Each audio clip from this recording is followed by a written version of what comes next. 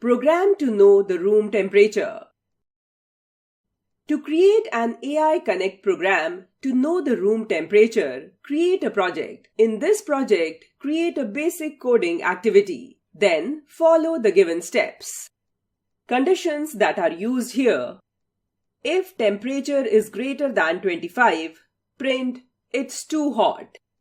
If temperature is less than 25, print it's too cold. If temperature is 25, print it's perfect. If no input, print invalid. Step 1.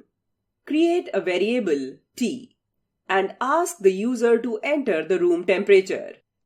Block code. Textual code.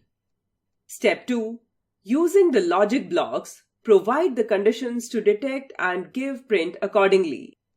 The elif keyword is Python's way of saying, if the previous conditions were not true, then try this condition. It is equivalent to else if block in AI Connect. Block code. Textual code. Output.